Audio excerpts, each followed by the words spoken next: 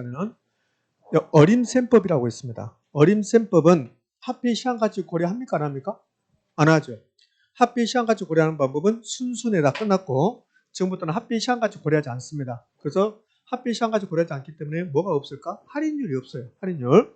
현재 가치 만든다 이런 말이 없다고. 그럼 이 어림셈법에서 뒤에 현재 가치 현가란 말은 전혀 안 붙어. 어림셈법이 이 어림셈법 어림에서 셈한다. 이 어림셈이 무슨 말이냐면 대충 셈한다 그런 뜻이라고요. 이제 어림셈법은 이제 별표 3개짜리가 나오는데 요거 별표 3개입니다. 그러니까 승수법이라는 게 있고 수익률법이 있는데 요거 수식 암기하는가 못하는가. 요 분수식 총 8개입니다. 하나, 둘, 셋, 넷, 다섯, 여섯, 일곱, 8개죠. 요 분수식을 여러분이 암기할 수 있는가 없는가 물어본다고. 근데 요 분수식을 전부 다 암기했습니다. 근데 시험장에 딱 갔어요. 뭔가 해보겠다고 다 암기했다. 나오기만 해봐라. 근데 작년에 나왔어 이게. 근데 뭐가 나왔을까? 계산 문제. 얼마나 좋아. 그치? 그러니까 이거 다 암기했다 하더라도 이론적으로 나오면 맞출 수 있겠죠? 근데 계산 문제를 준다고. 그럼 못 맞추는 거지. 그러니까 작년에는 계산 문제 냈는데 매우 쉽게 주긴 했습니다. 그러니까 이렇게 하시면 돼요. 이 어림셈법이란 게 승수법과 순위법이 있는지 제가 별표 3개 줬다고요. 근데 이론적으로 나오면 다 맞출 수 있어요. 이제 계산 문제 나오면 사례 연주 계산 문제 해보겠다는 건데 계산 문제 나오면 좀 힘들 수 있다 이렇게 하시면 되고, 일단 어림셈법은 전부 다 분수식으로 되어 있어. 분수식. 승수법이 있고 수익률법이 있다. 그럼 여기 현재 가치란 말이 있는가 봐봐요. 전혀 없어요. 왜 합의 시한 가치 고려하지 않기 때문에 그렇단 말이에요. 그러면 이제 이 분수식이 나오니까 분수식 표현하는 방법을 보게요. 분수식을 표현하는 방법. 이미 이건 배웠습니다. 배웠는데 다시 한번 보겠다는 소리예요. 이건 언제 배웠냐면 탄력성 하기 전에 먼저 다 배웠어요. 이거. 그럼 이제 순소득 승수라는 게 있는 거야. 그럼 순소득 승수가 수식이 이렇게 될 건데, 그럼 이 순소득 승수 뭐가요? 이 순소득 수식은 총투자액을 순영업소득 순소득 나눈 거거든. 그럼 순소득 승수는 총투자액을 순소득으로 나눈 값이다. OX, O. 시험이 이렇게 된단 말이에요. 그러니까 여기 어림셈법은 8가지가 있는데 수식이 전부 다 분수잖아요. 분수. 그럼 이 분수식을 읽을 때 제가 순소득 승수 가지고 다 알려드린 거야. 그럼 순소득 승수의 수식이 총투자액을 순영업소 나눈 거거든. 요거 이제 암기하셔야 된다고. 그럼 요거 암기했는데 시험은 순소득 승수는 총투자액을 순영업소 나눈 값이다. 그렇죠? 그다음에 순소득 승수는 요 읽어봐요. 순소득 승수는 순소득에 대한 총투자액 비율이다. 순소득에 대한 총투자액 비율이다. 그럼 요 바꿔버리면 순소득 승수는 총투자액에 대한 순소득의 비율이다. 바꾸면 분자분모 바꿔버린 거고 틀린 집이 된다는 거야. 의미하셨죠? 자, 그다음에 순소득 승수는 총투자액이 순소득의 몇 배인가 나타나는 배수다. 그러니까 요 승수란 말이 나오면 다 배수야. 배수. 몇 배인가 봐봐요. 자, 총투자액이 10억이라기 봐. 10억. 근데 순소득이 1억이라기 봐. 1억. 그러면 순소득 승수는 몇입니까? 10이죠. 10. 그러면 순소득 승수가 10이란 말은 총투자액이 순소득의 몇 배다? 10배다. 배수다. 그러면 순소득 승수는 총투자액이 순소득의 몇 배인가를 나타내는 배수이다. 이렇게 한다고. 이렇게 하는 거야. 요거는 이제 좀 이따 좀 다시 보고, 그러면 이걸 머릿속에 두고, 이제 어차피 어림셈법은 분수식 총 8가지를 이제 머릿속에 입력하는 거니까 승수법 있고 수익률법 있어요. 그럼 승수란 게 있고 수익률이 있는데 두 개는 역수란 게 있습니다. 그러면 아까 우리 이걸 가지고 했다고 순영업소득 승수를 영업을 생략하고 순소득 승수라고 그래요. 그러면 순소득 승수는 총투자액을 순소득으로 나눴다. 이거 봤잖아요. 그럼 이제 아까 했던 것을 여기다 접목시켜 볼게요. 그러면 총소득 승수는 총투자액을 총소득으로 나눈 값이다. 맞죠? 그럼 총소득 승수는 총소득에 대한 총투자액의 비율이다. 맞습니까? 이제 총소득 승수는 총투자액이 총소득의 몇 배인가를 나타내는 배수이다. 맞죠? 다 똑같이 적용되는 거예요. 분수식에. 자, 그럼 이제 승수하고 수익률이 있는데 여기 승수 몇 개 있습니까? 4개. 하나, 둘, 셋, 넷. 그렇죠? 그다음에 역수관계는 수익률인데 총소득 승수하고 역수가 총자산 회전율이고 순소득 승수의 역수가 종합자본 환원율, 종합 생략하고 그냥 자본 환원율 이렇게 한다고. 그다음에 세전현금 수지 승수, 수지 대신에 뭘 써도 상관없어요. 흐름. 시험은 수지 승수라 나오기도 하고 흐름 승수라 나오기도 하니까. 그러면 세전 현금 흐름 승수의 역수는요. 지분 배당률. 다른 말로 지분 환원율 이렇게 부른단 말이에요. 이렇게. 그러면 세후 현금 수지 승수의 역수는요. 세후 수익률. 그럼 제가 한번 질문해 볼게요, 여러분들. 내가 총소득 승수 수식을 알았다. 이 총소득 승수 수식을 알면 총자산 회전율의 수식을 굳이 기억할 필요 있을까 없을까? 없죠. 왜? 분자 뭐뭐 바꾸면 되니까 역수가. 여기 봐봐요. 순소득 승수하고 종합자산 환원율이 역수거든. 그럼 역수면 분자 뭐뭐 바꿔보면 되잖아요. 내가 순소득 승수를 알았다. 수식을 알았다. 그러면 종합자산 환원율 수식은 알 필요가 있다 없다? 없다. 만약에 자본 환원율 수식이 나오면 이걸 물어보면 이걸 모른다 하더라도 순소득 승수의 수식을 알면 종합자본 환원율 분자 뭐뭐 바꾸면 될 거니까. 지금 이해됩니까? 자, 그러면 여기 이제 총소득 승수, 순소득 승수가 나오는데 승수 만드는 법. 무슨 말이냐면 총소득 승수의 분수식 만드는 법. 총소득 승수에서 승수 앞에 말이 뭐예요? 총소득. 이 승수 앞에 말 총소득을 요 분모로 보낸 거예요. 분수식에서 밑에가 분모니까 분모로 보내는 거예요. 그리고 위에는 투자액이라고. 총투자액. 순영업소득 승수. 자, 영업생략하고 순소득 승수. 승수 앞에 말이 순영업소득이죠. 이걸 분모로 보내는 거야. 위에는 총투자액. 자, 그러면 세전현금 수지 승수 갑니다. 승수 앞에 말이 세전현금 수지. 요거 밑으로 세전현금 수지. 위에는 투자액인데 무슨 투자액? 지분 투자액. 세후현금 수지 승수, 세후현금 수지, 지분 투자액. 그러면 승수가 총 4가지가 있는데 근데 2개는 소득이란 말 나오고 이렇게 2개는 수지란 말 나와요. 그럼 소득이란 말 나오면 총투자액이야. 총투자액. 이렇게. 수지란 말 나오면요. 지분 투자이고. 그리고 혹시 우리 지난주에 영업현금으로 했었죠. 그 영업현금으로 하면 가능총수로 쭉 했었잖아요. 거기서 출제 유형이 몇 개나 거든가요? 7가지. 1번 순서 남겨라. 2번 크기 비교 동일할 수 있다 없다? 있다. 3번이 순영업소 한정식 고려상 이렇게 했었다고. 그럼 4번 제가 설명하지 않았어요. 4번을 설명하지 않고 다음 주 하겠습니다. 이런 말 했는데 그래서 소득이란 말 나오면 총투자이고 수지란 말 나오면 지분투자이라고. 이거 자, 혹시 여러분들 여기 우리 기본서는 그런 말이 없으니까 혹시 여기 핵심 요약집을 가지신 분들 혹시 가지고 계신 분들은 어디로 한번 가보냐면 그러면 92쪽을 한번 가봐요.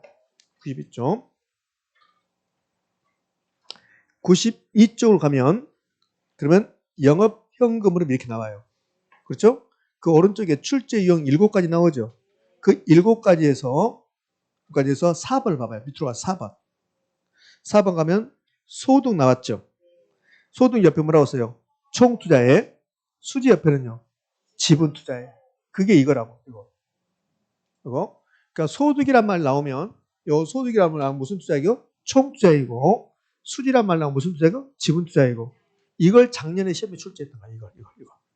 그러니까 여기 지난주에 배웠던 거 영업현금으로 해서 7가지 시험 중에 출제 유형 중에서 가장 안 나오는 게 지금 하는 말이에요.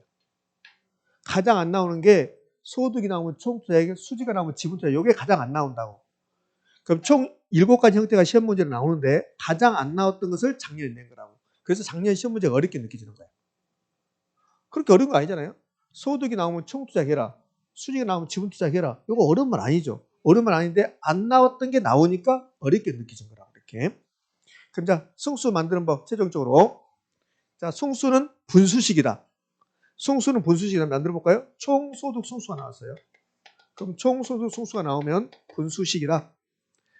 총소득을 어디로? 분모로 보낸다. 밑으로 분모야, 분모. 여러분, 분모, 분자 할 필요 없어요. 시험에서 분자가 뭐고 분모가 뭡니까? 안 나오니까. 밑으로. 그럼 요 위에는 투자액인데 무슨 투자액이다? 총투자액이다. 됐죠? 그러면 세전, 현금, 수지 또는 흐름, 승수, 수지 나와도 흐름 나와도 상관없으니까 분수식, 승수 앞에 말, 세전, 현금, 수익 밑으로 그럼 수지. 이건 투자액이죠. 투자액인데 수지 나오면 지분 투자액. 끝났습니다. 분수식 만들고 끝났다고. 그럼 이제 주의할 건 이제 시험 문제를 나오면 여러분에게 총소득 승수의 수식을 쓰라고 안 나온다고. 그럼 시험 낼 때 총소득 승수는 총소득에 대한 총투자액의 비율이다. 맞죠? 총소득 승수는 총투자액을 총소득 나눈 값이다. 맞죠? 근데 총소득 승수가 나왔는데 지문에 지분 투자액이 나오면 무조건 틀린 지문이야. 총소득 승수, 순소득 승수에서는 지분 투자액이 나오면 무조건 틀린 지문이라고. 그것도 잘 내요. 봐요? 아주 태연하게 총소득 승수는 지분 투자액을 이렇게 나왔어요. OX, X. 됐죠? 그러면 총소득 승수는 우선 총투자액이 나왔어요. 그럼 무조건 옳은 말일까 틀린 말이 될 수 있을까? 틀린 말이 될 수도 있다. 총소득 승수를 주는데 총투자액을 주면서 분자분모를 바꿀 수도 있잖아요. 됐죠? 그러니까 총소득 승수, 순소득 승수에서 지분 투자액이 나오면 무조건 틀린 지분이 되는 거고 총소득 승수에서 순소득 승수에서 총투자액이 나와서 무조건 옳은 지분은 아니라고. 분자분모 바꿀 수 있으니까 봐봐요. 총소득 승수는 지분 투자액 X. 총소득 승수, 순소득 승수에서 지분 투자액이 나오면 무조건 틀린 지분이 되는 거고 총소득 승수는 총투자액에 대한 총소득의 비율이다. OX, X. 총투자액이 나와도 틀린 지분이 된다고. 분자분모 바꾸니까. 그럼 이 총소득 승수가 시험에 나오면 몇 가지 나오냐면 네 가지 낼 수 있어요. 네 가지. 계산 문제 하나 있는데 계산 문제 안 나올 거야 빼고 그럼 세 가지 낼 수 있다고 봐요. 총소득 승수는 지분 투자액 그럼 틀린 지분이야. 요 하나 낼 수 있고 총소득 승수는 총투자액하고 총소득을 자리를 바꿀 수도 있고 그리고 총소득 승수의 역수가 뭐냐? 총자산 회전율. 됐죠? 두 개 역수관계 있으니까 봐봐요. 총소득 승수의 역수는 종합자본 환원율이다. OX, X. 총소득 승수의 역수는 뭐다? 총자산 회전율이다. 이 말이에요. 이렇게. 그러면 순소득 승수, 총투자액을 순용업소득 나눈 값이다. 그죠? 그럼 순소득 승수는 순용업소득에 대한 총투자액의 비율이다. 맞습니까? 그렇죠. 근데 이 총투자액하고 같은 말이 뭐래요? 부동산 가격. 지난주에 했잖아. 총투자액과 부동산 가격이 똑같은 말이라고. 그럼 이 자리에 부동산 가격이 들어가도 상관이 없다는 거야. 이 자리에 부동산 가격이 들어가도 상관없다. 이 자리에 부동산 가격이 들어가도 상관없다. 됐죠? 그다음에 세전현금 수익 승수 나왔습니다. 무슨 투자액? 지분 투자액. 이게 포인트예요. 자, 그러면 이제 분수식 만들었고 역수관계 합시다. 그러면 총자산 회전율이라는 게 있습니다. 이 수식은 굳이 할 필요 없어요. 왜? 총자산 회전율과 역수관계 있다는 게 총소득 승수니까. 그럼 공부는 이것만 하시면 돼, 이쪽만. 승수만 하시면 돼요. 그러면 총소득 승수, 수식 알고 총소득 승수하고 역수는 뭐다? 총자산 회전율. 그럼 시험에서 총자산 회전율 수식을 물어보면 그럼 요거는 외우지 말고 총자산 회전율 수식을 물어보면 총소득 승수를 쓰고 분자분모 바꿔버리면 되잖아요. 그러면 총자산 회전율은 총소득이 위로 올라가잖아요. 위로. 총투자액이 밑으로 갔잖아요. 이 총투자액을 총자산이라고 해요. 이게 지랄 같은 거야. 총투자액하고 총자산이 같은 말이라는 거. 그러면 총자산 회전율은 총소득을 총자산으로 나눈 값이다. OX, O, O 이렇게. 자, 순소득 승수. 순소득 승수하고 역수관계 뭐다? 종합 자본 환원율인데 종합 생략하고 자본 환원율. 그다음에 자본도 생략하고 환원율 이렇게 한다고 환원율. 그러니까 종합 자본 환원율이라 해도 상관없고 자본 환원율이라 해도 상관없고 그다음에 자본까지 빼고 환원율이라도 상관없고 그러면 종합 자본 환원율은 순소득 승수 역수니까 분자분모 바꾸는 거잖아요. 분자분모 바꿨습니다. 그럼 순소득하고 여기 총투자액이죠. 총투자액이 똑같은 말은 뭐다? 부동산 가격. 근데 이 공식을 좀 암기하라고. 공식은 이런 공식 기억난가 봐봐요. 부동산 가격 구한다. 부동산 가치 구한다. 가격 구한다. 그러면 순용업소득을 환원율로 나눈다. 이 공식 기억날까요? 기억이 없겠죠? 이렇게. 자, 이건 이미 다 배웠습니다. 배웠는지 기억이 없다고. 그럼 이 두 개 자리 바꿀 수 있어요? 없어요? 있죠. 그럼 자리 바꾸면 환원율은 순수익을 뭘로? 부동산 가격으로 또는 가치로 나누는 것이다. 똑같잖아요. 이렇게. 이게 수익환원법 공식이에요. 이건 여러분 집에서 공부 안 해도 알게 될 겁니다. 왜? 자주 나올 거니까. 그러니까 지금 제가 이것저것 다 알려드리니까 여러분 많이 힘들어요. 그러니까 집에 가셔서 다 하려고 하지 말고 요 분수식 만드는 법. 승수 4개 있는데 분수식 만드는 법. 그 다음에 역수관계 있는 거 하시라고요. 그러니까 종합자만 하는 수식 요거까지는 외우지 말라는 소리야. 말고 순소득 승수 한번 만들어보자. 총투자액을 순용수 나눈 것이다. 그의 역수는 뭐다? 한원율이다. 예? 자, 그다음에 순소득 승수를 자본 횟수익이 아니라 골라요. 그걸 좀 이따 볼게요. 이거. 그러면 세전현금 수익 승수하고 역수는요. 지분 배당률, 지분 한원율이라고 한다. 그럼 지분 배당률, 지분 한원율은 여기 분자분모 바꾸면 되잖아요. 그러면 세후 현금 수익 승수 역수는요. 세후 수익률, 세후 수익률은 역시 분자분모 바꾸면 되잖아요. 이렇게.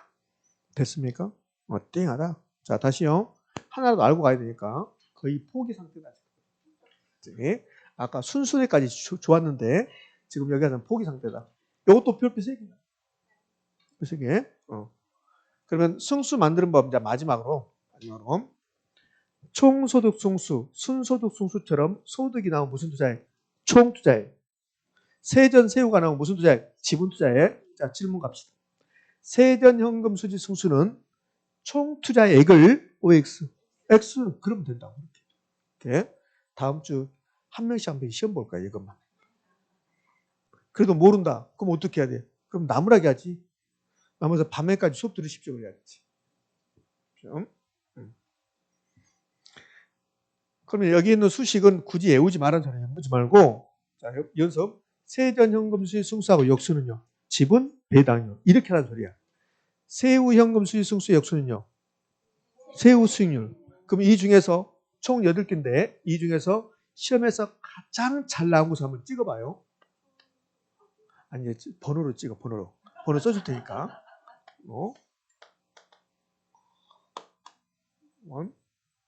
7번, 8번.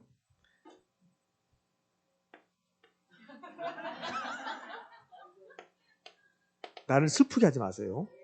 몇 번을 하고 몇 번 잘 나와? 여기가 가장 잘 나와요, 여기. 시험에서. 의미하셨죠?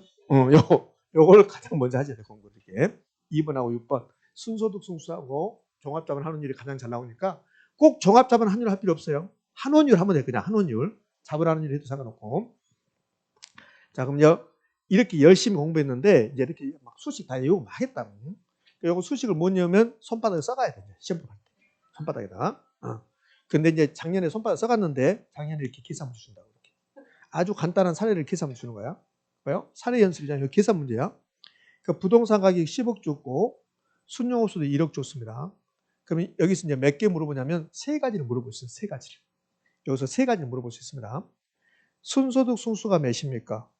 종합자본 한원율이 몇입니까? 이렇게 물어볼 수 있단 말이에요. 이렇게. 의미하셨죠? 그러니까 지금 이렇게 이론적으로 열심히 공부했는데 계산 문제가 나올 수 있다는 거야. 작년에 계산 문제 줬습니다. 근데 작년에 매우 쉽게 줬어요. 사실은. 이거 계산 문제 어렵게 나오잖아요. 못 풀어요. 제가 풀어도 1분 더 걸려요. 제가 풀어도 3분 걸리는 경우 있어. 그러니까 29회 때, 막 30회 때 이때는 계산 문제 주는데 못 풀게 줬어요. 그것을 풀겠다고 자꾸 있으면 그럼 시간이 부족해져요. 그러니까 실제 시험에서도 이제 나중에 다 말하겠지만, 시험지를 딱 보고 공부를 정상적으로 했잖아요. 그럼 시험지를 보는 순간, 그 순간 한 번만 생각해보고 이거 풀 수 없다 없다가 판단돼야 돼. 근데 그걸 계속 갖고 있다. 그러면 시간이 흘러가. 그 민법 뒤에 임대차 매우 쉬운 것을 찍고 나올 수밖에 없다는 거야. 부산 결혼부터 하면. 그러니까 딱 보고 이거 계산 문제다 풀 수 있다 없다를 빨리 판단하고 못 풀겠으면 확 제껴버리는 거야. 잘 찍으면 돼. 잘 찍으면. 자, 요거 이제 계산 문제 한번 해볼게요. 계산 문제. 사례 연습 아까 그거요. 그럼 이제 사례 연습이 부동산 가격이 10억이다. 순영업소득 1억이다. 그러면서 3가지 물어보는데 어떻게 3가지 물어보냐면 순영업소득 승수를 구하라 한다고. 그럼 순영업소득 승수는 총투자액을 부동산 가격을 순영업소득 나눈 값이잖아요. 그러니까 부동산 가격이 얼마입니까? 10억. 그다음에 순영업소득 1억. 그럼 순소득 승수는 몇이다? 10이다. 10억이 아니고 10 이렇게. 근데 이 순소득 승수를 자본 횟수기가 아니라고 그래. 자본 횟수기간은 자, 이 부동산 자, 이거 봐요. 그림 그려볼게요. 자, 이 부동산 있습니다. 이 부동산을 지금 투자하는데 이 부동산 가격이 10억이란 소리야. 그럼 내가 이 부동산에 투자한다면 내 돈이 얼마 들어가요? 10억. 내 자본이 10억 들어가는 거야. 근데 이 부동산 투자했더니 이 부동산에서 매년 순용업소득으로 1억씩 나에게 순용업소득 1억을 벌어 준다는 소리야. 그럼 내 돈 들어간 거 10억을 빼낼 때, 해소할 때, 1년에 1억씩 이 부동산에 벌어준다면 몇 년 걸린다? 10년 걸린다. 10년. 그 자본회수는 10년이다. 그럼 순소득 승수하고 자본회수가 똑같죠. 순소득 승수 10, 자본회수 기간도 10년. 그래서 순소득 승수하고 자본회수 기간이 같은 말이 된 거야. 우리 시험에 이렇게 냈다고. 순소득 승수가 10이면 자본회수 기간이 10년이다. OX. O. 그렇겠다고. 그러면 순소득 승수가 5면 자본회수 기간도 몇 년이다? 5년이다. 오케이? 자, 그러면 질문. 요 자본회수 기간이 길어야 좋을까, 짧아야 좋을까? 짧아야지. 야, 그것도 시험 문제. 이렇게. 자, 그러면 이제 순소득 승수 여기 이렇게 사례가 나오면 세 가지 물어본다니까요. 자, 첫 번째, 순소득 승수가 몇이냐? 이거하고 두 번째, 자본회수하는 몇 년이냐? 이거하고 순소득 승수하고 역수관계 있는 거 뭡니까?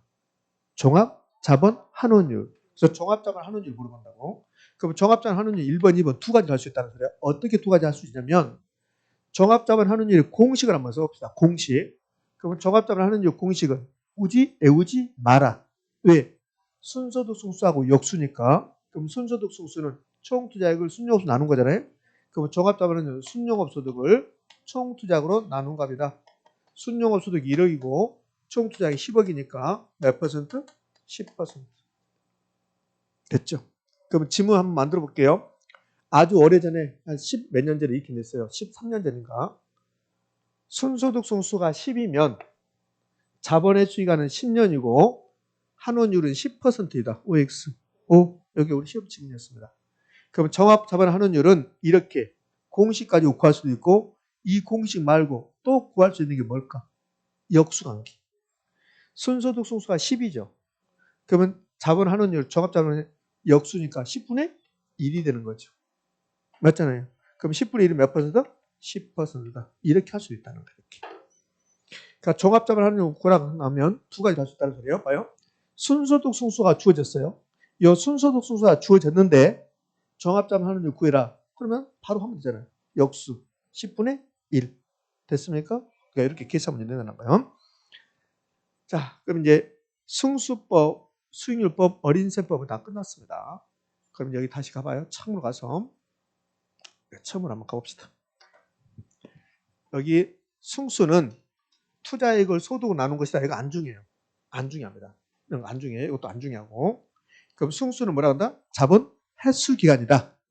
그럼 승수가 높다. 승수가 20이다. 자본 회수 기간은 20년이다. 이 말이에요. 그럼 승수가 10이 되면 자본 회수 기간은 10년이다. 그러면 자본 회수 기간이 길어야 될까? 짧아야 될까? 짧아야 된다. 짧을수록 유리해진다. 이렇게 된다. 이렇게. 회수 기간은 짧아야 된다. 회수 기간은 짧아야 된다. 회수 기간은 짧아야 된다. 빨리빨리 해줘야 되니까. 어느 부산 투자했는데 근데 10억을 투자했다. 그럼 회수기간이 100년이다. 나 죽을 때까지 회수해야 돼. 모두 회수했다. 회수기간은 짧아야 된다. 그러면 요 회수기간 승수는 낮아야 되고 회수기간이 짧아야 된다. 그럼 승수는 낮아야 되잖아요. 그럼 수익률은 높아야 될까 낮아야 될까? 높아야지. 자, 그런 것은 상식이라고. 어느 분산인데 수익률이 높은 게 좋아요? 낮은 게 좋아요? 높은 게. 그럼 수익률이 높은 게 좋다. 승수는요? 반대니까 낮아야 된다. 그럼 이제 승수, 수익률, 즉 어림셈법은 다 끝났습니다. 그럼 이제 요거 했으니까 요거 채워보게요. 총소득 승수 나왔습니다. 그럼 승수 앞에 말 총소득이 분 뭐로 가고 위에는 무슨 투자? 총투자액이다. 끝. 나머지 다 똑같을 거니까. 다만 소득이 나오면 총투자액이고 수지가 나오면 무슨 투자액이다? 지분투자액이다. 그럼 역수관계 있는 거. 총소득 승수의 역수는요. 총자산 회전율. 순소득 승수의 역수는요. 종합 자본 환원율.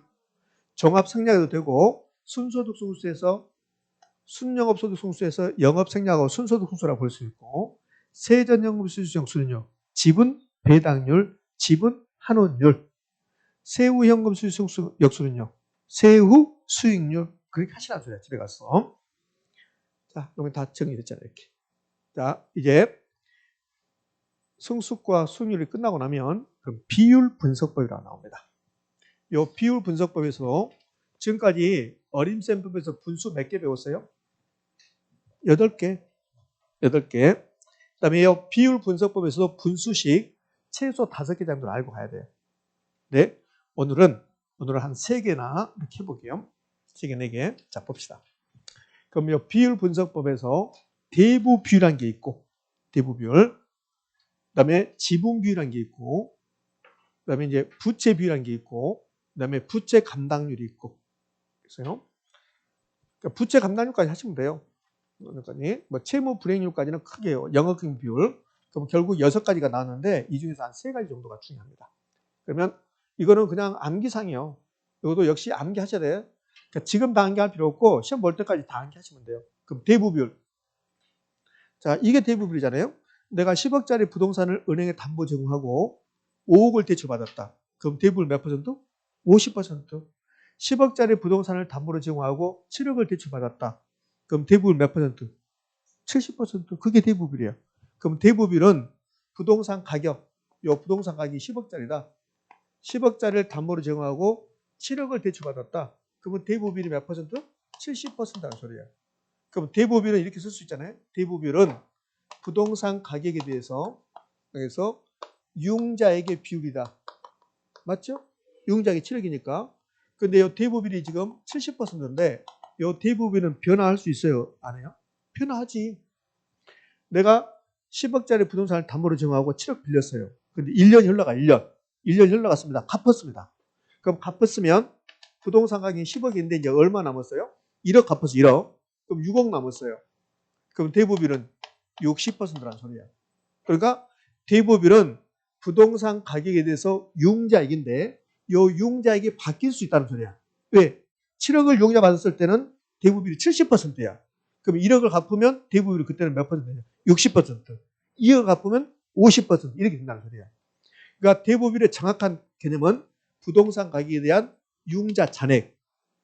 이제 대출 받았을 때는 7억이었지만 1억 갚으면 6억으로 바뀌잖아요. 융자 잔액 또는 부채 잔금 그렇다고. 근데 이 수식을 그냥 가지고 쟁점을 삼지 않아요. 그러니까 우리가 일반적으로 대부비율 그러면 부동산 가격에서 융자액 이렇게 보면 된다고. 융자액이 7억이었는데 1억 갚아버리면 융자액이 얼마 남은 거야? 6억. 그때는 60% 된다는 소리야.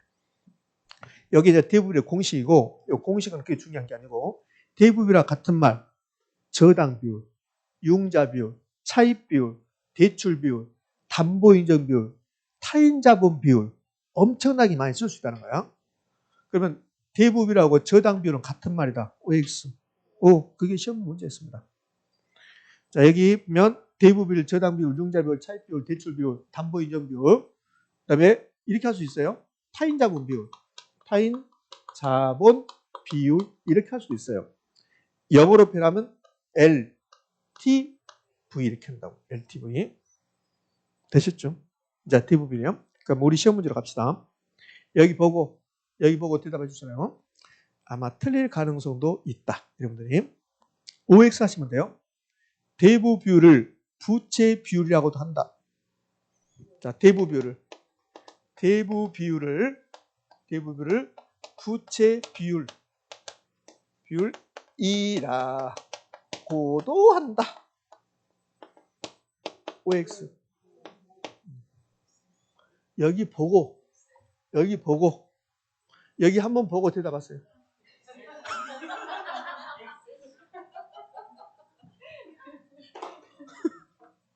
OX. 여기 오지 않으면 대부비라고 부채비를 같다고 친구들하고 우겨. 친구들 사이에서 술 한잔 마시면서 야, 대부비랑 부채비랑 같은 말이지. 같은 말이지. 그 친구들 5명 모였을 때 여러분 한번 말해봐요. 야, 대부비랑 부채비랑 같은 말이니? 그러면 여러분들 이제 다른 말은 알잖아. 아는데 다른 친구들이 4명이 그런다고. 같은 말이라고. 그러면 나 학원에서 배웠는데 다른 말이야. 막 설명하잖아. 그럼 설명하지 마라. 그럼 4명이 그런다고 하면 그냥 그대로 놔둬. 괜히 여기서 설명하고 그러면 4명이 뭐라냐면 야, 재수없어. 저희 앞으로 부르지 마. 이렇게 된다. 그럼 대부비랑 부채비랑 같은 말 다른 말. 다른 말이라고. 이게 실제 시험 문제였다고. 저도 20살 때 여기 2개가 같은 말인 줄 알았어. 20살 때. 그냥 책이 잘못된 줄 알았다고. 그러니까 책이 잘못된 게 아니라 내가 잘못 생각한 거야. 대부비라고 붙이면 다른 말이에요. 근데 꼭 똑같게 느껴져요. 그래서 시험을 내는 거라고. 그러면 일반인들은 대부비라고 붙이면 같은 말, 그러면 같은 말 하겠지. 집에 가셔서 아저씨한테 물어봐. 대부비라고 붙이면 당신 같은 말이라고 생각해? 이렇게 본다고. 학원에서 그런 거 배우니? 있다고. 아니, 학원에서 왜 그런 걸 배우니? 다 아는 것을? 그럼 당신은 같다고 생각해? 야, 밥 줘. 빨리. 그게 뭘 물어봐. 아저씨는 같다고 생각하는 거야. 맞다고? 그게 잘못된 게 아니라고. 그게 정상적인 거라고. 그게 정상적. 근데 여러분, 이거 보고서도 틀렸으니까 여러분, 약간 정상에서 좀 벗어나고 있는 거지. 다른 말이에요. 다른 말. 자, 그러면 대부비를 관련해서 이제 시험에 낼 수 있는 거. 여러분과 제가 부동산학 결혼 배우면서 가장 먼저 대부비를 어디서 나왔을까요? 어디서 대부비를 가장 먼저 나온 것 같아요? 수요 공급에서 가장 먼저 나와요. 대부비율이. 그럼 대부비율이 높아졌습니다. 돈을 많이 빌려준다는 소리예요. 그러면 수요 증가, 수요 곡선 우측 이동, 가격 상승 이렇게 된다고. 그러면 대부비율의 상승은 수요 증가 요인이다. OX5 그랬다고. 그러니까 수요 공급에서 배운 거예요 이게. 그 다음에 이제 대부비율이 또 어디서 나오냐면, 그러니까 대부비 봐봐요. 대부비율이 가장 먼저 나왔던 게 수요 공급에서 나오고 그 다음에 어디서 나올 것 같으면 여러분 잘 모른다고. 한 번도 안 들었으니까. 한 번 들었으니까 이 다음에는 좀 알 수 있을 것 같은데, 두 번째가 경기 변동에서 나와요. 경기 변동에서. 경기 변동에 불규칙 변동, 우발적 변동 이런 게 있었고, 계절적 변동, 그다음에 순환적 변동 이렇게 있었다고. 그 부동산 경기가 갑자기 변동했다. 이걸 불규칙 변동이라고 한다고. 그 불규칙 변동의 원인은 정부 정책이라고. 그럼 정부가 대부비를 높여라. 그래서 주택 수요가 굉장히 증가했다. 그러니까 대부비를 변화를 통해서 부동산계가 확 바뀌었다. 그 무슨 변동? 불규칙 변동. 대부비를 변화했습니다. 그럼 불규칙 변동 이렇게 한다고. 그럼 대부비를 변화는 불규칙 변동이다. OX5 시험 지문이야 그게. 그게 이제 끝나고 이제 또 어디서 나오냐면, 그러니까 대부비는 우리 부동산 학교는 처음부터 끝까지 나온다고 생각하시면 돼요. 봐요. 수요 공급에서 나왔죠. 경기 변동 나왔죠. 그 다음에 어디서 나오냐면 대부비율이 정책론에서 나와. 정책론. 정책론에서는 직접 개입, 간접 개입 기억나죠? 그럼 공공 들어가고 공영 들어가면 직접 개입이라고 했잖아요. 그러면 세금, 보조금, 부담금, 돈 남으면 간접 개입. 대부비를 변화시켰다. 총부채 상환비를 변화시켰다. 무슨 개입? 간접 개입. 다 나왔다고. 그러면 대부비율 변화로 부동산 경기가 변할 것을 불규칙 변동이라 한다. 5. 대부비율 변화는 정부가 간접 개입 방법이다. OX5. 자, 그럼 대부비율 높아지면, 그러면 돈을 많이 빌려면 지렛대가 커지는 거지. 그러면 금융적이면 증가 감소? 증가. 대부비율이 높으면 돈을 많이 빌려면 못 갚을 확률이 높아진다고. 그러면 대출 금리가 높아. 이건 좀 이따 바로 배울 건데, 이 다음 시간에. 은행이 대출 금리를 결정할 때 돈을 많이 빌려주고 은행이 돈을 못 받을 것 같으면 대출 금리 높아진다고. 대부분이 높아지면 대출 금리 높아진다. 예전에 엄청나게 잘했다고. 요즘은 약간 뜸하고 있지만. 그럼 대부분이 높아졌다. 부채비율도 높아진가요? 그럼 여기 유심히 봐봐요. 이걸 다 외울 필요가 있겠는가 봐봐요. 대부분이 높아졌죠? 그럼 여기 있는 거 봐봐요. 다 높아지잖아요. 그러니까 대부분이 높아지면 그러면 수요 증가하고 수요 우측 나가고, 그 다음에 뭐지? 그 다음에 뭐지? 그 다음에 뭐지? 점프하고, 지렛대가 높아진다. 이렇게 공부하면 잘못한 거라고. 그럼 대부분 높아졌다고 시험에 나오면, 다른 것도 다 높아진다. 이렇게 하면 된다고. 낮아지는 게 있다고. 낮아지는 게 지분 비율이에요. 자, 대부 비율이, 여러분들, 요 대부 비율이 70%라고 해봐요. 그러면 은행 돈 비율이 70%야? 그럼 내 돈 비율은요? 30. 그럼 요거 지분 비율이다. 지분 비율. 지금 30이에요, 30. 그럼 대부비율이 80이 됐습니다. 올라갔죠? 대부비율 올라갔죠? 그러면 수요 증가하겠네? 우측 이동하겠네? 지렛대가 커지네? 금융적으로 커지네? 채무 비용도 높아지고, 대출금도 높아지고, 부채비율도 높아지고. 그럼 대부비율이 이렇게 높아졌어요. 80으로. 지분 비율은요? 20으로 낮아지잖아요. 됐죠? 그러면 여기 2번하고 3번 묶어서 대부비율이 높아지면, 그러면 수요 증가하고 수요수 우측 이동하고 지렛대가 커지고 금융적으로 커지고 이렇게 공부하면 안 된다는 거야. 그럼 대부분이 높아졌다고 나오면 지분 비율만 낮아지고 전부 다 높아집니다. 그러면 끝난다는 거야. 의미하셨죠? 이렇게 하는 거지. 이걸 다 외우고 있으면 어떻게 하냐고. 이렇게. 자, 그러면 이제 대부비율 관련해서는 다 끝났는데, 대부비율 관련해서 다 끝난 게 아니라 이제 또 중요한 말이 나와요. 그러니까 대부비율 일단 여기서 끝나. 그럼 이제 필연적으로, 필연. 대부비율이 나오면 그럼 무슨 비율이 나오냐면 지분 비율이 나온다고. 자, 대부비율 나왔어요. 대부비율. 그럼 무슨 비율 나오고? 지분 비율. 요게 이제 필연이야, 필연. 대부비율 나오고 지분 비율 이렇게 나왔습니다. 그러니까 무조건 대부비율 나오면 지분 비율 돼 있겠다 그러고. 근데 부동산의 개론은 은행 돈을 먼저 써주는 거야. 그다음에 내 돈을 먼저 나중에 쓴다고. 대부비율이 은행 돈이죠. 그게 밑에가 내 돈이라고. 자, 그러면 대부비율이 이게 20%였습니다. 그럼 지분비율은요? 80. 그럼 대부비율이 50이 됐습니다. 지분비율은 50. 그러니까 대부비율이 높아지니까 지분비율은 낮아지고 있잖아요. 자, 그러면 두 개를 더하면 100% 1. 50%는 0.5야. 50은 0.5죠. 그럼 0.5도 0.5는 몇이요? 1. 20% 0.2, 80% 0.8. 그럼 다음 몇? 1. 이제 암기. 대부비율 플러스 지분비율 몇이다? 1. 제가 여러분에게 아주 무리한 요구를 하나 합니다.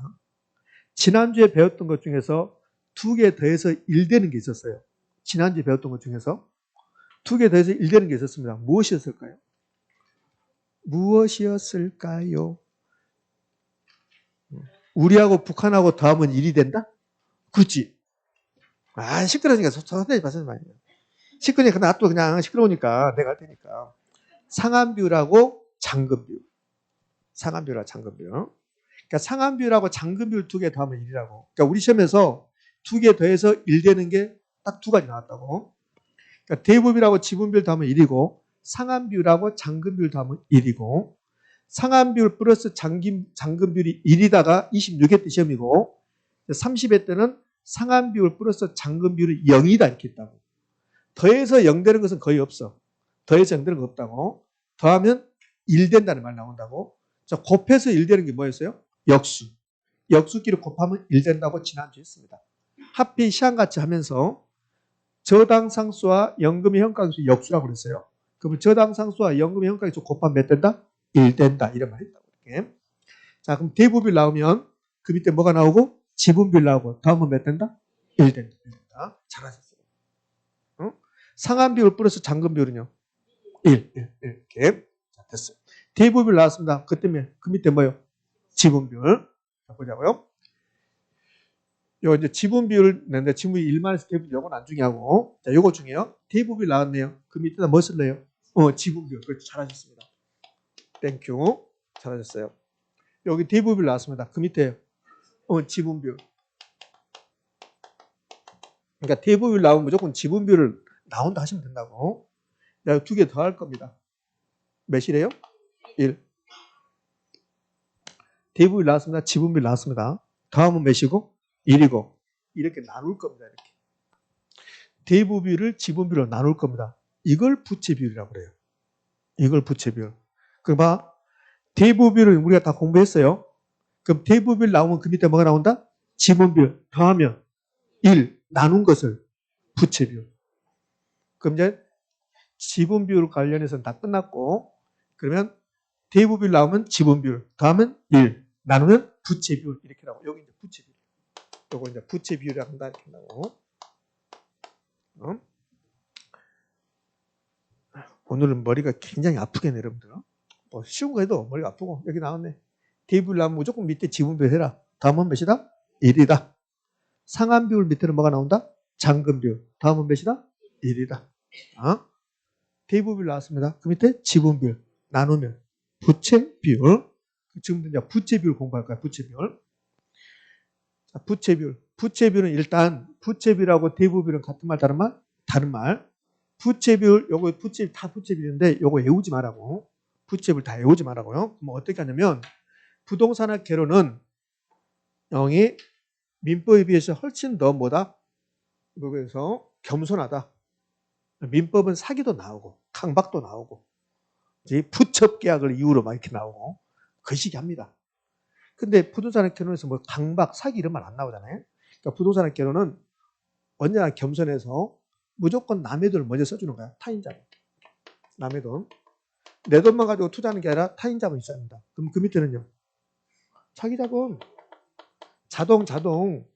타인 자본 나오면 자기 자본. 이렇게. 내 타인 자본을 저당 또는 저당 투자에 그렇다고. 자기 자본을 지분 그랬다고. 지분. 내 지분 주세요 그러잖아. 내 지분. 나도 검사했으면 50억 지분이 있을 건데. 무슨 말인지 모르는 사람도 있다. 나도 검사했으면 50억 지분이 있겠죠. 50억. 검사가 안 돼서 50억 지분이 없지. 왜 검사는 50억 지분이 없고 중개사는 50억 지분이 없냐. 나도 중개사인데. 예? 그럼 저당 나오면 밑에 지분 나와야 돼. 그럼 똑같은 말. 요 저당하고 똑같은 말이 요 돈 빌린 거죠? 부채. 부채가 나오면 그 밑에 자본. 요거 필연이야. 그러니까 타인 자본 나오면 그 밑에 자기 자본. 저당이 나오면 지분. 부채가 나오면 자본. 그렇죠? 이거 나눈 거. 이렇게 나눈 거. 이렇게 나눈 것을 부채 비율이라고 한다고. 그러니까 부채 비율 외우지 말라고. 부채 비율 외우지 말고 타인 자본 밑에 자기 자본. 나눈 걸 뭐라 한다? 부채 비율. 타인 자본 나왔습니다. 밑에 자기 자본. 타인 자본 밑에 자기 자본 나눈 거 부채 비율. 근데 꼭 타인 자본을 자기 자본 나눴다. 이것만 부채 비율 아니죠. 타인 자본이 저당이고 자기 자본이 지분이니까. 그러면 저당을 지분 나눴다. 부채 나오면 자본. 그 부채를 자본으로 나눴다. 이것도 뭐요? 부채 비율. 이건 아까 봤죠. 대부율 나오면 그 밑에 지분 비율 나오고 두 개 더한 것은 1이고 나눈 게 부채 비율이다. 이게 부채 비율이에요. 그 부채 비율은 타인 자본 써놓고 타인 자본 나왔습니다. 그 밑에는요. 자기 자본 나눈 것을 부채 비율. 저당 나왔습니다. 은행 돈. 그럼 내 돈은요. 지분 나눈 거 부채 비율. 됐지요. 예? 자, 그러면 이제 우리 시험에서 나왔던 거 볼까요? 요 자본 자리에 지분이라고 써도 돼요, 안 돼요? 되지. 똑같은 말이에요. 자본하고 지분. 자, 28회 때 시험을 28회 때 부채 비율은 지분에 대한 부채의 비율이다. 지분에 대한 부채 비율이다. OX. O. 이렇게 옳은 말인데 28회 때 뭐라고 그랬냐면 부채 비율은 부채에 대한 지분의 비율이다. 부채에 대한 지분의 비율이다. OX, X. 분자분모 바꿨잖아요. 그러니까 모든 분수식은 분자분모 바꿔서 출제할 수 있다는 게 머릿속에 언제나 있어야 된다고. 자, 그 다음에요. 부채가 나와요. 부채. 자, 부채 나왔습니다. 그 부채가 나오면 그 밑에 뭐가 나오고? 자본 나눈 것은요. 부채 비율. 자, 부채 나왔습니다. 그 밑에 뭐가 나오고? 자본 더한 것은요. 그럴 줄 알았다 내가. 무조건 더하면 1이라고 그래. 여기 있네 여기. 더하면 1 되다 보면 어떡하냐고. 타인 자본 자기 자본 더했다. 1. 그럼 안 되지. 자, 부채가 나오잖아요. 부채가 나오면 그 밑에 필연적으로 자본 나오는 거야. 그러니까 같이 다니는 거 아니잖아. 부채 그러면 자본 이렇게. 그러면 대부비율 그 밑에는 지분비율 이렇게. 부채 나왔습니다. 자본 더하자 자산. 부채 나왔습니다. 자본 나왔습니다. 나눈다. 부채 비율 이렇게 하시면 돼요. 자, 혹시 부채, 자본, 자산 나오면 요 세 가지 언제나 같이 다닌가요? 부채 그 밑에 뭐요? 자본 더하면 자산 나누면 부채 비율. 그럼 부채, 자본, 자산은 언젠가는 한 번가 들어봤는데 무엇 할 때 들어봤을까? 유량 재량 할 때. 유량 재량 할 때. 이거 전부 다 유량일까 재량일까? 전부 다 저량. 전부 다 저량이라고. 그러면 부채 그 밑에는 자본 더하면 자산 나눈 것은 부채 비율. 요 세 개는 전부 다 유량 저량. 그럼 됐잖아요. 지금 했던 세 가지에서 시험은 5번이나 나와요. 자, 부채 자본 더하면 자산 부채 자본 나누면 부채 비율. 이 세 가지는 유량 저량. 예? 자, 여기까지는 볼 필요 없고요. 자, 이제 부채 비율까지 끝났습니다. 그러면 요 비율 분석법에서 가장 시험에 잘 나오는 거, 그게 이제 부채 감당률입니다. 요 부채 감당률. 여기 이제 가장 시험에 잘 나와요. 부채 감당률 시험에 가장 잘 나오는데, 요 부채 감당률을 좀 더 자세히 한번 설명해 볼게요. 자, 부채 감당률이 요 감당이란 말이 이런 뜻이에요. 그 건달 영화 같은 거, 깡패 영화 보면 이런 말 하잖아. 가라, 나 감당할 수 있나 그러잖아요. 그 감당이에요. 그 감당이라고. 여러분의 결혼 지식이 저의 결혼 지식을 감당할 수 있어요, 없어요? 그렇지, 없지. 그 감당이에요. 저의 민법 지식이 원장님이 민법 지식에 감당할 수 있다, 없다? 없다. 그 감당이라고, 감당. 그 건달령에서 많이 나오잖아요. 니 나 감당할 수 있나? 말이잖아요. 이게. 그 감당이야. 그러면 아주 쉬워요. 봐봐. 여 부동산 있는데, 요거 이제 투자하는 거야, 투자. 내가 이제 투자하려고 그러는데, 근데 요게 부동산 가격이 20억이야. 20억. 그러면 나는 돈을 얼마밖에 없냐면, 내 돈은 10억밖에 없어요. 그럼 10억밖에 없으면, 그러면 요 자기 자본이 10억이면 은행에서 돈을 빌려와야 되겠죠. 얼마? 10억. 그럼 여기 이제 타인 자본, 부채를 이제 10억을 이제 이용한단 말이에요. 그럼 생각해 보는 거야. 이거 투자했습니까? 안 했습니까? 아직 안 했어. 생각하는 거야. 20억짜리 저거 꼭 사고 싶어. 근데 20억짜리인데 나는 10억밖에 없어. 그럼 은행에서 10억을 빌려서 투자한다면, 그러면 저 부동산으로부터 나오는 수익 가지고 은행 돈 갚을 수 있겠는가? 그럼 은행에서 10억을 빌렸는데 이게 부채 서비스액이 은행에다 갚아야 될 10억을 빌려온다면 원리금 상환액이야. 부채 서비스액이 1억이라는 거야. 이런 거잖아요. 10억을 빌려와서 투자한다면 은행에다 갚아야 될 돈이 1억인데 과연 이 1억을 이 부동산으로부터 나온 수익을 가지고 이 1억을 감당할 수 있겠는가? 그러면 은행에다 갚아야 될 돈이 매년 1억입니다. 부채 서비스액이. 근데 이 부동산부터 이제 순용업소 나온다고. 투자한다면 순용업소 나오겠죠? 그럼 이 부동산에 순용업소이 나오는데, 자, 1번. 순용업 소득이 만약에 1억 8천이 나온다. 그럼 순용업소 1억 8천으로 부채 서비스 1억을 감당할 수 있다, 없다? 있다. 있다, 그거라고. 이게 부채 감당률이에요. 그러면 2번. 순용업 소득이 8천 나온다. 그럼 순용업소 8천으로 1억을 감당할 수 있다, 없다? 없다. 그러면 순용업소 1억 8천 나올 것 같으면 투자 가치가 있겠다. 1억 8천 가지고 1억 갚고 8천이 남으니까. 근데 순용업소에 8천밖에 안 나온다면 감당할 수 있다, 없다? 없다, 그거라고. 그걸 부채 감당률이라고 한다고. 그러니까 부채 감당률은 이 부동산으로부터 나온 순용업소도 가지고 이 순용업소 가지고 부채 서비스를 감당할 수 있겠는가? 그걸 부채 감당률이라고 한다고. 순용업소도로 부채 서비스를 감당할 수 있는가의 능력을 나타내는 지표를 부채 감당률이라고 한다. 이제 부채 감당률 수식이 이거라고. 순용업소 대비 부채 서비스는 나눈 것이다. 이건 이제 암기상에 들은 거야. 그러면 이제 부채 감당률 수식이 이건데 이거 부채 감당률 분수식이니까 부채 감당률은 부채 서비스액에 대한 순용업소 대비 비율이다. 맞죠? 자, 그럼 이렇게 볼게요. 우리 실제 시험에 나왔던 건데 부채 감당률은 순용업소득이 부채 서비스액의 몇 배가 되는 것을 나타낸다. 몇 배가 나타나는 배수이다. OX. 오, 분수식은 배수라고 배웠잖아요. 안 배운 것처럼 그런 표정 짓지 마세요. 기억이 없다고. 그게 공부요. 한 번 들어서 다 알 것 같으면 그러면 공부가 얼마나 쉽겠어요. 여기 있잖아요. 몇 배인가. 분수식 표현 방법. 요걸 대표 예를 들었잖아요. 그 분수식 표현 방법은 순소득 승수는 총 투자액의 순소득의 몇 배인가. 그럼 여기다 이거 갖다 붙여볼게요. 자, 부채 감당률을 여기다 써볼게요. 그러니까 부채 감당률 수식은 순용업소득을 부채 서비스 나눈 거죠. 그러니까 부채 감당률 순용업소득이 부채 서비스의 몇 배인가를 나타내는 배수이다. OX? O. 그게 시험 문제였단 말이에요. 그러니까 지금 우리가 이번 시간에 학비 시험 같이 고려하지 않는 거 아는데 전부 다 분수식 나오잖아요. 승수에서 분수식이 몇 개 나왔어요? 4개. 승유에서 4개 나왔죠. 그 분수식 모든 것을 다 이렇게 표현할 수 있다는 거야. 그 다음에 대부 비율, 부채 비율 다 뭐였어? 분수식이었잖아요. 그러니까 다 이렇게 표현할 수 있다는 거야. 이렇게. 예? 그 부채 비율 써볼게요. 부채 비율 썼습니다.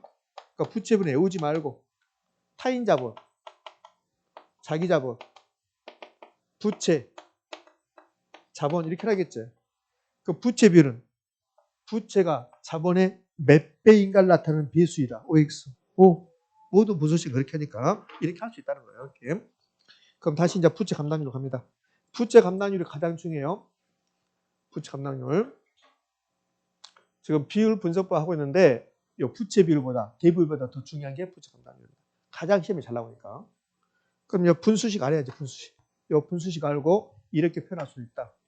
꼭 다르게 표현할 수 있잖아요. 꼭 이렇게 표현할 필요 없잖아요. 순영업소득이 부채 서비스 몇 배인가를 나타내는 배수이다. 이렇게 할 수 있잖아요. 이렇게. 그럼 부채 감당률은 순영업소득으로 부채 서비스를 나눈 값이다. 부채 감당률은 순영업소득으로 부채 서비스 나눈 값이다. OX? 오, 그렇잖아요. 자, 근데 이제 시험에서 잘 내는 건 이걸 잘 낸단 말이에요.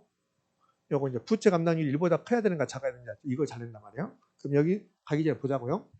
그럼 순영업소득이 부채 서비스 1억입니다. 부채 서비스 1억. 순영업소득 1억 8천. 그 부채 감당률이 이거 순영업소득이고 이거 부채 서비스입니다. 그 부채 감당률 몇입니까? 1.8. 순영업소득 1억 8천, 부채 서비스 1억이니까 부채 감당률 1.8. 그럼 요 1.8 보지 말고 순영업소득 1억 8천이고 부채 서비스가 1억이면 순영업소득으로 부채 서비스를 감당할 수 있다 없다? 있다.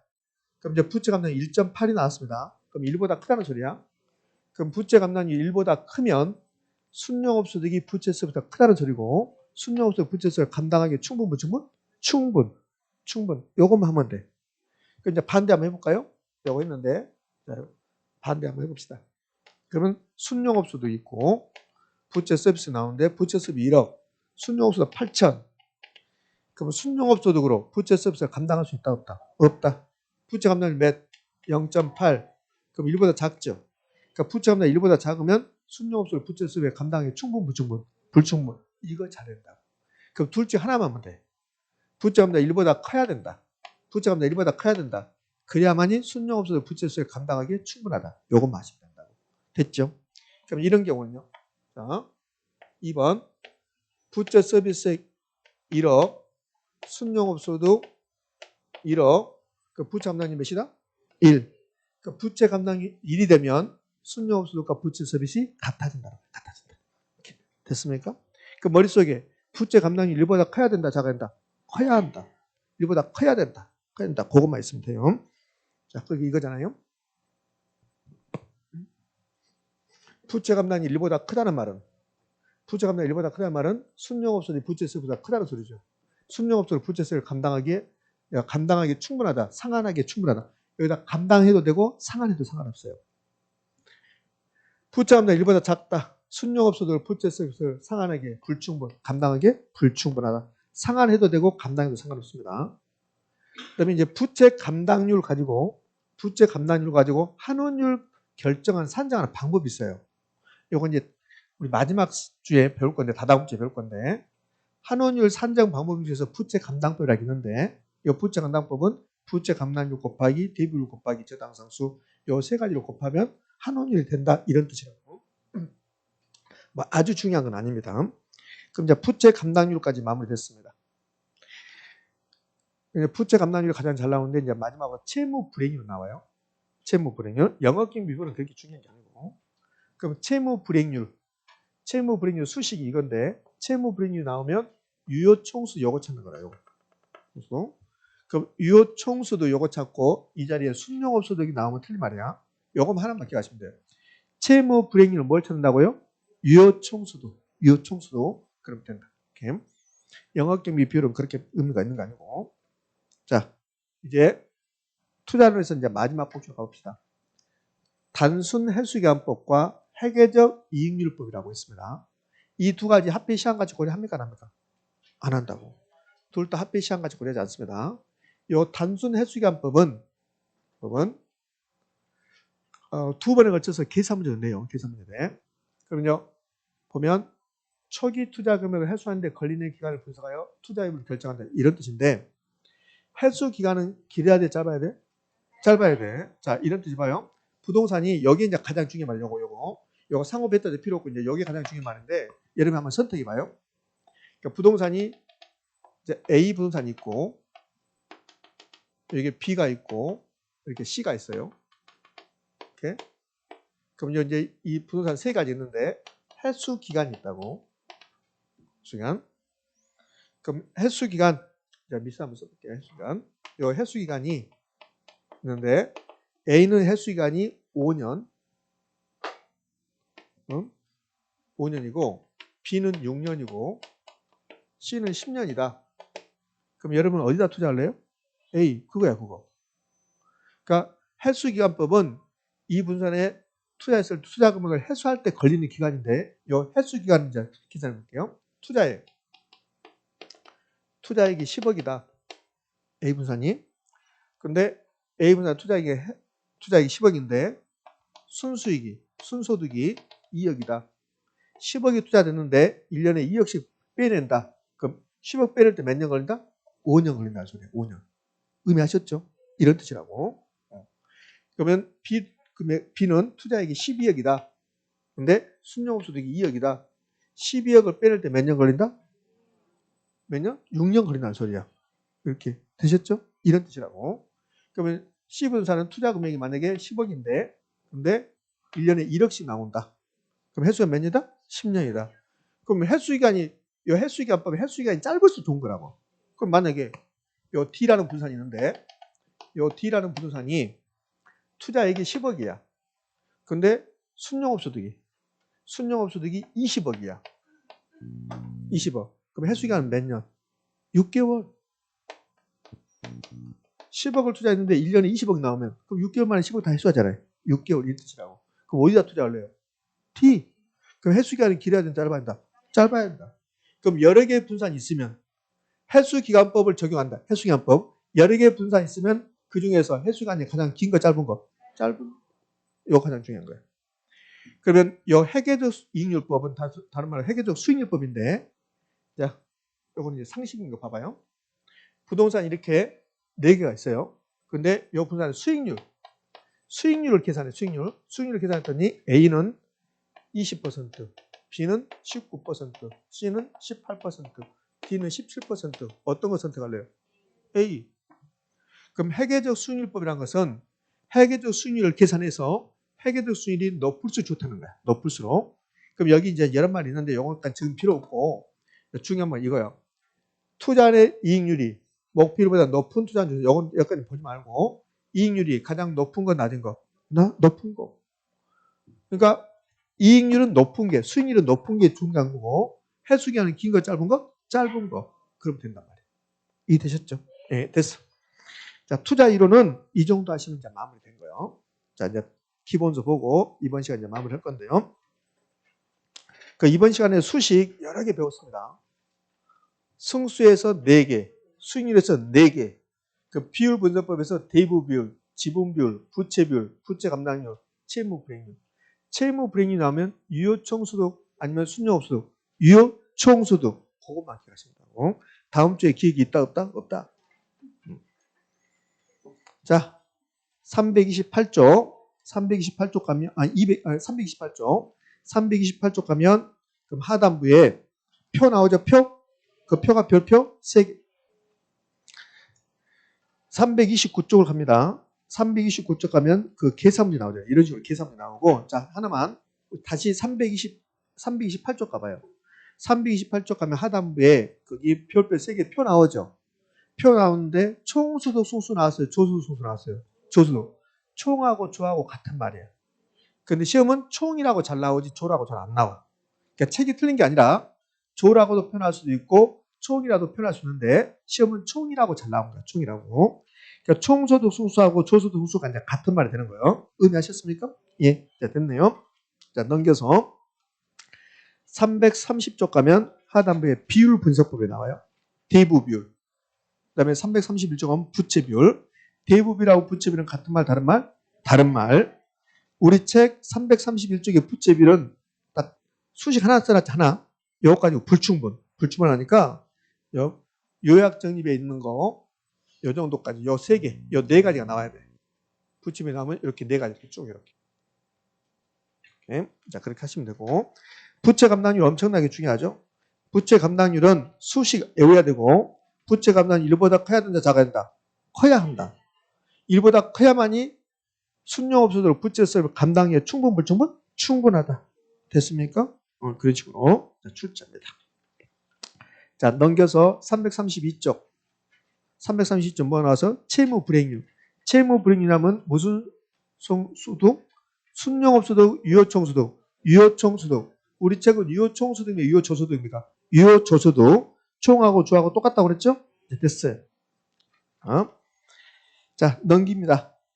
넘겨서 334쪽에 보면 또 계산문제 이렇게 내잖아요. 이런 식으로 계산문 준단 말이에요. 이렇게. 그 자료를 주고 나서 334쪽 자료를 주고 나서 1번 담보인정비율이 몇이냐, 부채감당률이 몇이냐, 총부상환비율이 몇이냐, 요거 나오죠. 요거 나오면 이거 풀면 안 돼요. 이런 거 시험에 여기에만 나오면 28번에서 32번 이 사이에 있을 건데 요거 나오면 풀면 안 된다고. 그냥 넘어가. 계산 문제는 아무리 쉬운 거 나와도 풀지 말고 넘어가라고. 넘어가고 민법까지 다 풀어. 그러니까 개론을 풀었습니다. 계산 문제 9개 나왔어요. 그럼 개론 31번이 이론적인 거죠. 9개 나오면 31문제가 이론 문제죠. 그럼 이론 문제 다 풀고 민법을 다 풀어. 그러면 이제 계산 문제 9개 못 풀었죠. 그러면 시간이 남아도 풀지 말고 한숨 자. 한숨 자고 눈 떠. 그래도 시간이 남았다. 그러면 그때 푸는 거야. 계산 문제는. 그러니까 계산 문제는 무조건 푸는 게 아니라 민법까지 다 풀고 나서 개론 이론 쪽을 다 풀고 민법 다 풀고 나서 한숨 잤는데 시간 남는다. 그때는 한번 풀어봐. 되나? 지금 제가 하는 말은 계산 문제는 절대 먼저 풀면 안 된다는 거야. 이제 자고 일어났는데 시간이 없다. 그러면 한 번으로 다 찍어냐. 2번 다 찍든지 3번 찍든지. 참고적으로 계산 문제는 2번하고 4번이 답이 잘 나와. 한번. 자, 334쪽. 작년에 어느 분이 나한테 물어봤어요. 교수님, 자기는 계산 문제 하나 할 건데 번호 하나 찍으라겠는데 2번하고 4번에서 어떤 걸 찍을까요? 내가 물어보더라고요. 내가. 근데 어떻게 말하겠어 그걸. 감으로 찍으라겠지. 그래서 자기는 3번 찍고 싶대. 그럼 그렇게 하라고. 작년에 3번이 답이 3개. 대박. 그래도 그분은 합격을 안 해버렸어. 자, 334쪽 가면 하단부에 기타 전통적인 방법 나오죠? 거기에 이거야, 이거. 이게 마지막에 했던 거. 그게 이거라. 그 밑에 회계적 잉율법 나왔죠? 거기 공식 나오죠? 공식. 그거 필요 없어요. 필요 없고 회계적 잉율법의 이익률이 가장 큰 거, 작은 거. 가장 큰 거. 그 다음에 335쪽 가면 뭐가 나왔습니까? 해수기한법 나왔죠? 해수기한법 나오면 음영처리에 대해서 뭐라고 써놨는데 거기까지 하지 말고 해수기한법은 가장 긴 거, 짧은 거. 짧은 거. 그러면 해수기한법은 합의 시행한지 고려한다, 안 한다? 안 한다. 가장 짧은 거 선택한다. 그럼 끝난다. 의미하셨습니까? 네, 그렇지. 자, 됐습니다. 자, 이렇게 해서 투자론이 마무리됐습니다. 자, 그러면 쉬었다가 금융론 갈까요? 10분 쉬었다.